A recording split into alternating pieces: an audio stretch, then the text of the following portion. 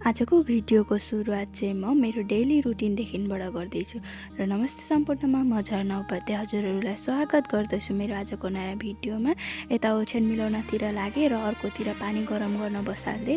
आज चाहिँ मसँग टाइम कम काम बेसी थियो, त्यही लागि म चाहिँ एकदम हतार गर्दै थिएँ किनभने आज चाहिँ थियो एकादशी र एकादशीको व्रत लिन्छु, त्यही लागि मैले पूजा पनि गर्नुपर्ने थियो। हामी सधैँ चाहिँ आमा नै गर्नुहुन्छ पूजा र हाम्रो घरको पानी चाहिँ एकदम बेसी आइरहन्छ र फिल्टर नगरिकन चाहिँ नुहाउन पनि सकिँदैन र यहाँ फिल्टर गर्दैछु पानी म। र यता म 1 गिलास गरम पानी पिउन भनेर बसेँ। टेक्लीको पानी बाल्टिङमा खनाएर फेरि 1 टेक्ली पानी मैले गरम गर्नको लागि बसाल्दै, किनभने हाम्रो घरमा चाहिँ एनी टाइम गरम पानी चाहिरहेको छ। र यता हेर्नुहोस् न, यो लाउको झ्याङ चाहिँ भने कसरी आइरहेछ, लाउ चाहिँ भने एउटा पनि फलेको छैन।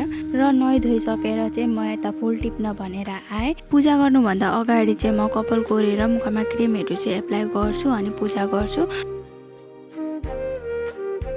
पूजा गरिसकेकी थिएँ र याद आयो कि मैले त भिडियो गर्न थियो भनेर, र यता म प्रसाद चढाउँदैछु भगवान्लाई। र यता पाकरतिर आएर कराई बसालेर कराईमा घिउ हालेर सेवै हालेँ र यो सेवै हालेर चाहिँ एकछिनसम्म भुट्दछु। एकछिनसम्म भुटिए पछाडि चाहिँ म यता गाखिर हाल्दछु। आज चाहिँ मैले सेवै पकाउँदा अलिकति बेसी नै भुटिएछ। एकादशीको व्रतको दिन सेवै खानुहुन्छ कि हुँदैन त्यो मलाई थाहा छैन, तर मेरो दबाई खाना थियो, त्यही लागि मैले खानको लागि बनाएर पहिले भगवान्लाई भोग लगाएँ, त्यसपछि म खानको लागि भनेर बसेँ। आफ्नो मात्र पेट भराएर पनि हुँदैन, यी पशुहरूको पनि भराइदिनु पर्दछ भन्दै यिनीहरूलाई पनि घाँस हाल्दै र बर्तनहरू धोएर म माइजहरूकातिर तामाङ खाना भनेर गएँ। माइतीहरूको गाईको बाछीलाई चाहिँ हेर्नुहोस् न, 6-7वटा कुकुरले टोकेर बिचरा उठ्नै नसक्ने पारिदिएको रहेछ। एकछिन देखेको थिएन भने त बिचरा बाछी नै मर्ने रहेछ, त्यस्तो पार्दैछ। र छिटो गरेर डक्टर बोलाएर इन्जेक्सनहरू लगाउनु भयो, दबाई पनि लगाइदियो।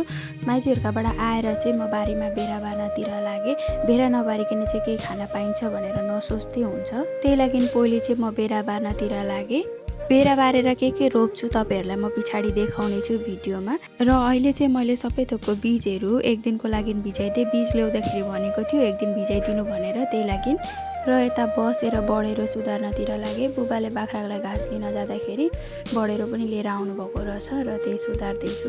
र अब बेलुकाको खाना बनाउने पनि बेला भएको थियो र मैले चाहिँ अब मेरो लागि आलु उसिनेर फ्राई गरेर खान्छु भनेर यता कराई बसालेर घिउ हालेँ र घिउमा 5 फुरन, खोर्सानी, हल्दी हालेर आलु हालेँ। घिउ चाहिँ कति थोरै हालेँ कि भनेर भन्नुहुन्छ होला, घिउ चाहिँ सकिएको रह, त्यही लागि थोरै नै हालेँ र एकछिनसम्म भुटेर सुदो निमक हालेँ।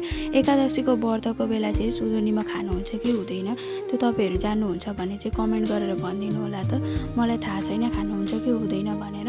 र आजको भिडियो आलु भुट्दै समाप्त गर्दैछु। आशा गर्छु हजुरहरूलाई मेरो भिडियो हेरेर राम्रो लाग्यो भनेर, र राम्रो लाग्यो भने लाइक, कमेन्ट, सेयर र मेरो च्यानललाई सब्सक्राइब गर्न नबिर्सनु होला। र यसरी नै धेरै साथ सपोर्ट दिइराख्नु भयो भने म डेली भिडियो लिएर आउने प्रयास गर्नेछु।